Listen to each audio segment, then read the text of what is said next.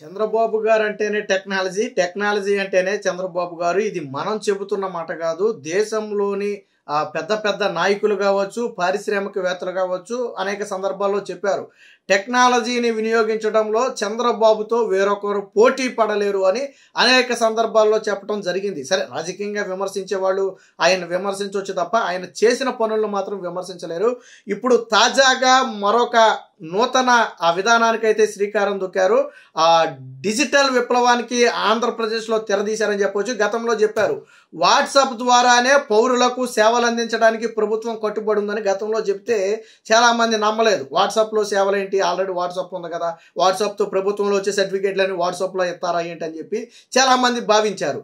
కానీ దీనికి సమాధానంగా చంద్రబాబు గారు గత ఏడాది వాట్సాప్ ద్వారా పౌరులకు సేవలు అందించడానికి మెటాతో ఒక ఒప్పందాన్ని కూడా కుదుర్చుకున్నారు.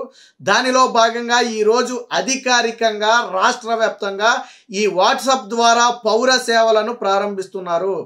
అసలు ప్రజల వద్దకు పాలన అనే పదానికి శ్రీకారం చుట్టిందే చంద్రబాబు గారు గతంలో. అప్పటి వరకు ప్రభుత్వం ప్రజలంటే ఏంటంటే ప్రజలకు ఏ చిన్న అవసరమైనా ప్రభుత్వ కార్యాలయాల చుట్టూ చెప్పులు అరిగేలా తిరగాలి, గంటల తరబడి క్యూ లైన్లో నిలబడాలి, రోజుల తరబడి తిరగాలి. సో ఇది ఒకప్పటి విధానం. బట్ చంద్రబాబు గారు ముఖ్యమంత్రి అయిన తర్వాత ఈ విధానానికి కొద్దిగా స్వస్తి పలికారు. డిజిటల్ విప్లవానికి శ్రీకారం చుట్టారు. ఈ సేవ మీ సేవ లాంటివి ఏర్పాటు చేయడం ద్వారా పౌరులకు శ్రమ లేకుండా చేశారు. డైరెక్ట్గా అక్కడ అప్లై చేసుకుంటే అది సంబంధిత కార్యాలయానికి వెళ్ళి తిరిగి సంతకం అయిపోయి మళ్ళీ అక్కడికే వచ్చేస్తుంది. వీళ్ళు ఎక్కడైతే ఇచ్చారో మళ్ళీ అక్కడే తెచ్చేసుకోవచ్చు. సో ఇలాంటి విప్లవాత్మక మార్పులకు శ్రీకారం చుట్టింది చంద్రబాబు గారు. చాలామందికి ఈ విషయాలు తెలియవచ్చు, తెలియకపోవచ్చు. ఇప్పుడు కూడా ఒక డిజిటల్ విప్లవానికి శ్రీకారం చుట్టారు. దేశంలో ఇప్పటి వరకు ఏ రాష్ట్రంలో కూడా వాట్సాప్ ద్వారా పౌరులకు సేవలు అందిస్తున్న ఘటనలు లేవు. రాష్ట్రంలో తొలిసారిగా దీన్ని ప్రారంభించబోతున్నారు. దీని మీద పూర్తి స్థాయిలో నిన్న చంద్రబాబు గారి సమీక్ష కూడా నిర్వహించారు. అధికారులు ఎలా పనిచేస్తుంది అనేది పవర్ పాయింట్ ప్రజెంటేషన్ ద్వారా కూడా వివరించడం జరిగింది. దీన్ని ఈరోజు నారా లోకేష్ అధికారికంగా ప్రారంభించబోతున్నారు. మొత్తంగా 161 సేవలు, 1, 2 కాదు. చాలా మంది అనుకోవచ్చు, మనం చెప్పడానికి కూడా సమయం సరిపోదు, సేవలన్నీ చెప్పడానికి కూడా మచ్చుకి కొన్ని చెప్పుకోవచ్చు కీలకమైనవి అనుకోండి. అన్ని 161 సేవలు ఇక్కడతో ఆగదు.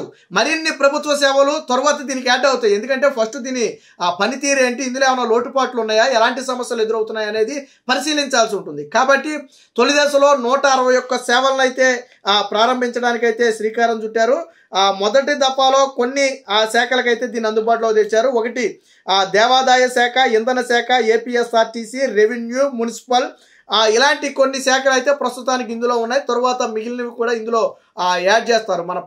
మన ల్యాండ్కు సంబంధించినటువంటి కొన్ని డీటెయిల్స్ తెలుసుకోవచ్చు. అలాగే సిఎంఆర్ఎఫ్కి సంబంధించి స్టేటస్లు తెలుసుకోవచ్చు. కొన్ని పత్రాలను స్వయంగా ప్రభుత్వానికి ఇవ్వాల్సిన అప్లికేషన్లకు సంబంధించిన కొన్ని పత్రాలను డైరెక్ట్గా వాట్సాప్ ద్వారానే పొందవచ్చు. దీని విధానం ఏంటంటే, ఒక అధికారిక వాట్సాప్ నెంబర్ను ప్రభుత్వం ఇస్తుంది. అది వెరిఫైడ్ అధికారిక వాట్సాప్ నెంబరు.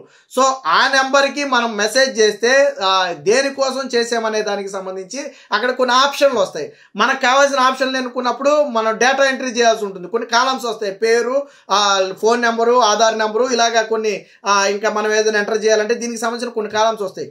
వాటిని ఫిల్ చేసి సబ్మిట్ చేయగానే మనకు ఒక రిఫరెన్స్ కోడ్ కూడా వెంటనే వచ్చేస్తుంది. మళ్ళీ ఈ రిఫరెన్స్ కోడ్ని బట్టి మనం ట్రాక్ చేయొచ్చు. మనం ఇచ్చినటువంటి అప్లికేషన్ స్టేటస్ ఏంటి అనేది దీని ద్వారా కూడా ట్రాక్ చేసుకోవచ్చు. సో ఈ రిఫరెన్స్ ఐడి ద్వారా. సో ఇలాగా ఒక విప్లవాత్మకమైనటువంటి మార్పులకైతే శ్రీకారం చుట్టారు. వాట్సాప్తో పౌర సేవలకు నేడు శ్రీకారం. తొలి దశలో 161 సేవలు అందుబాటులోకి అధికారికంగా ప్రారంభించనున్న మంత్రి లోకేష్. దేశంలోనే తొలిసారిగా వాట్సాప్ గవర్నెన్స్కు శ్రీకారం సమీక్షించిన చంద్రబాబు అని చెప్పి ఒక వార్త వచ్చింది. దేశంలోనే తొలిసారిగా రాష్ట్ర ప్రభుత్వం పౌర సేవలు అందించేందుకు, ప్రజల నుంచి వినతులు స్వీకరించేందుకు, వారికి అవసరమైన సమాచారాన్ని చేరవేసేందుకు వీలుగా వాట్సాప్ పరిపాలన, దీన్నే వాట్సాప్ గవర్నెన్స్ అంటాం మనం, నేడు శ్రీకారం చుడుతుంది. తొలి దశలో మొత్తంగా 161 పౌర సేవలు అందిస్తారు. రెండో విడతలో దీనికి మరిన్ని కొన్ని సేవలు అయితే యాడ్ అవుతాయి. లోకేష్ గురువారం దీన్ని అధికారికంగా ప్రారంభించనున్నారు. తొలి విడతలో దేవాదాయ, ఇంధన, ఏపీఎస్ఆర్టీసీ, రెవెన్యూ, మున్సిపల్ తదితర శాఖలు అయితే ఇందులోకి రాబోతున్నాయి. తరువాత మరిన్ని సేవలు అయితే దీంట్లోకి వస్తాయి. వెరిఫైడ్ వాట్సాప్ నెంబర్ ద్వారా పౌరులు ఒక సందేశాన్ని పంపితే దానికి సంబంధించిన ఆప్షన్లు వస్తాయి. అంటే దీనికి సంబంధించి కేవలం ఇదే కాదు, మనకు ప్రభుత్వం నుంచి రావాల్సిన సమాచారాన్ని, హెచ్చరికలను కూడా పంపుతారు. ఫర్ ఎగ్జాంపుల్ వర్షాలు పిడుగులు వచ్చేటప్పుడు పిడుగులు పడతాయని మనకు మెసేజ్ వచ్చేది. సో అలాంటివి కూడా నేడు వాట్సాప్లో రాబోతున్నాయి. అలాగే సబ్ స్టేషన్ల మరమ్మతులు, వైద్య, ఆరోగ్య, వ్యవసాయ ఆధారిత, అలాగే పర్యాటకానికి సంబంధించిన సమాచారం కూడా వింటూ ఉంటాం. అంటే ఫర్ ఎగ్జాంపుల్ దగ్గరలో ఉన్నటువంటి రెస్టారెంట్లు, హోటల్ ఏంటనేది తెలుసుకోవచ్చు, పర్యాటక ప్లేస్ ఏంటనేది దాని ద్వారా తెలుసుకోవచ్చు. అదే సమయంలో దాని ద్వారానే సినిమా టికెట్లను బుక్ చేసుకోవచ్చు. ఇలా ఒకటి కాదు, రెండు కాదు, అనేక విధాలుగా అయితే ఉపయోగపడుతుంది. ప్రజల వినతులు, ఫిర్యాదులు ఇవ్వాలి అనుకుంటే ఈ నెంబర్కు మెసేజ్ చేస్తే ఒక లింక్ వస్తుంది. దాంట్లో ఫోన్ నెంబరు, చిరునామా తదితర వివరాలు పొందుపరిచి వినతిని టైప్ చేయాలి. వెంటనే వారికి ఒక రెఫరెన్స్ నెంబర్ వస్తుంది. దాని ఆధారంగా తమ వినతి పరిష్కారం ఎంతవరకు వచ్చిందో కూడా స్టేటస్ తెలుసుకోవచ్చు. ఎవరి వద్ద ఉంది అనేది కూడా, అంటే ఏ స్టేజ్లో ఉందనేది కూడా తెలుసుకోవచ్చు.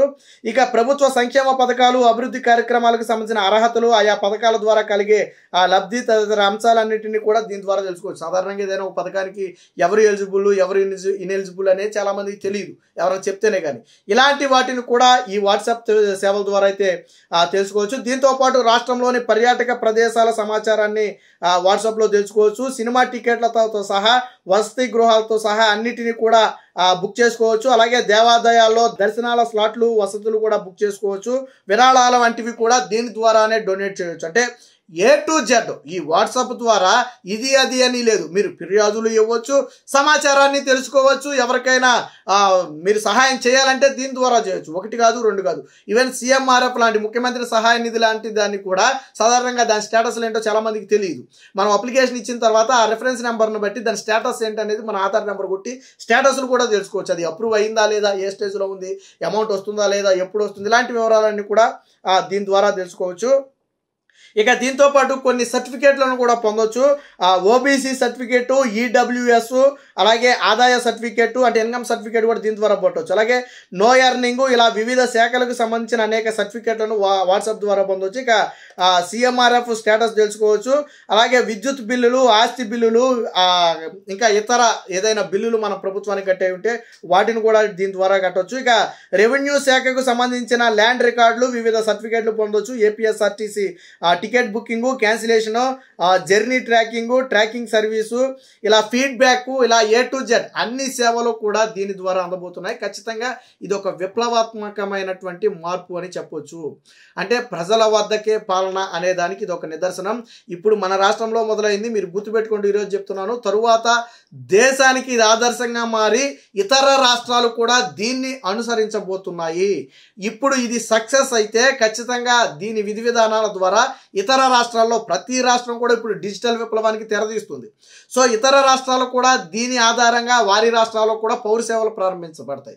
సో మొత్తంగా ఏది ఏమైనా ఒక వినూత్న కార్యక్రమానికి అయితే ఆ రాష్ట్ర ప్రభుత్వం శ్రీకారం చుట్టింది.